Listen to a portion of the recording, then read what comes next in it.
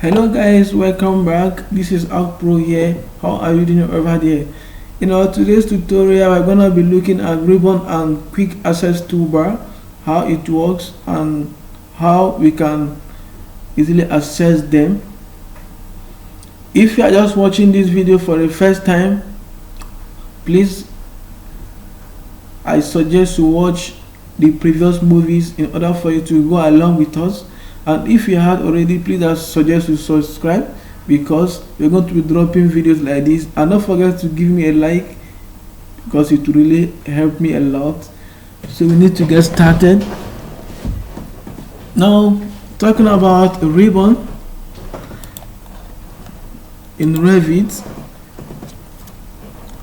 under architecture, structure, system, all these are being defined in such a way that there are some that are defaults and there are some you have to make a choice in order for you to proceed. Like under this architecture wall, you can make an instant wall, a default wall. If you click on wall automatical, it's going to take you to an instant wall, and then you can place your wall. And you can also make a choice like this drop down menu, arrow down, click on it, and you can make other choice. You have architectural wall, you have structural wall, you have wall by face. But compare this to door, there's only one command. You just need to click on it and then to take you to the door command. You can go and place your door. So we have a drop down menu, ribbon. So all this you are seeing from this side to the other side under architecture are what they call ribbon. Under components, you can have a drop down menu. If you click on it, automatically it's going to take you to the default, which is the place a component. Same goes to our column. If you click on it without clicking this arrow down, that means you are clicking on the default, which is going to take you to structural column. So sometimes you need to make a decision on which one you want to make use of. Is it going to be structural column or architectural column? So Revit takes you to the default, and if I should click on the roof, it's going to take me to the default. The default is the first one on the list if you click the drop down menu for the particular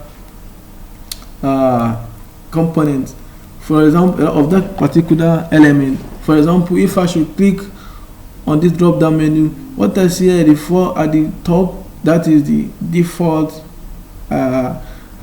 element. So if I'm to click on it as a default, this is what I'm going to click.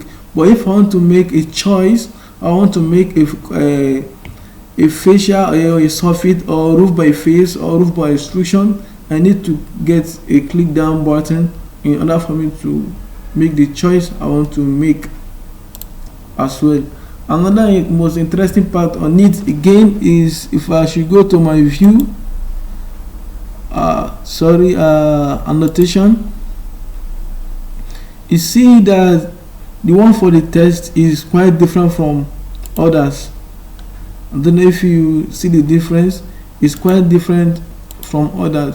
What this means is that you can make an adjustment to your text before applying your text to your design. Before applying your text, so if you should click on it, it's going to give you a dialog in order for you to make an adjustment to it, change the line weight, the background, the show border and all that. In our future movie, we are going to see how to make an adjustment to our text also. And now talking about the quick access toolbar, you can see at the top left hand corner here, these are the quick access toolbars.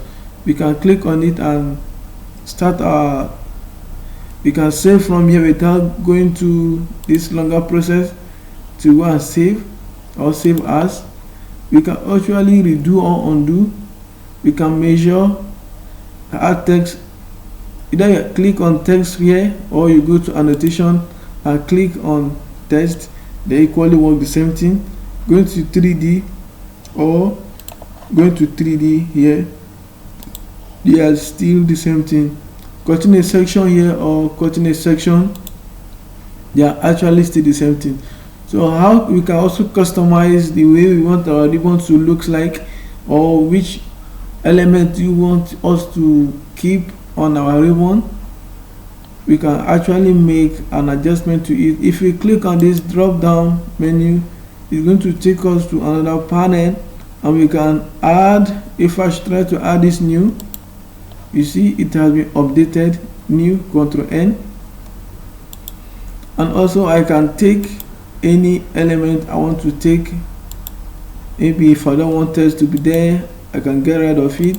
If I don't want my default 3D to be there, you see it has been disappeared, and I can bring it back anytime I want to. I can bring it back anytime I want to. And I can also arrange the order of the arrangement. Maybe for example, I want my 3D default to be at the first. I can actually customize it and then look for 3D default. Here it is, and then move it to the top, so I can play with it or make my choice based on how I want it to be. If I want to add other element to my ribbon, this is how I can add. I'm not going to save it now. Another way for us to add element to our ribbon tab is by going to that element, click on it, right click and add to ribbon. You see column have been added. I can actually add, I can equally add roof to my ribbon. Click on it, add, click on wall, add. You see it's been updated. Windows, add, and Windows, add component. I think I already added component already.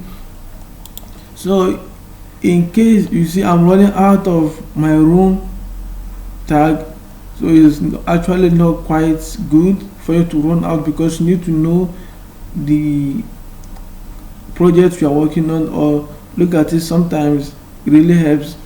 So for example, if you run out of your ribbon tag and everything here have been choked up, there's a way you can customize it.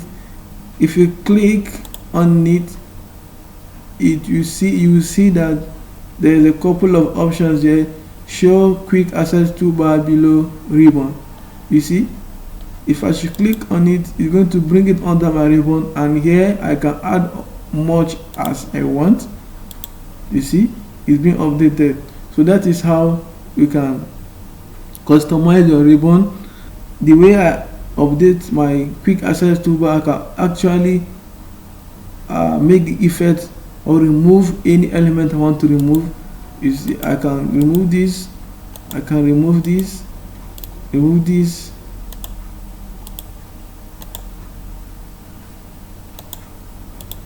and if you want to take it up, you can equally do it as well. Click on it and show quick access toolbar above the ribbon. It's been taken up.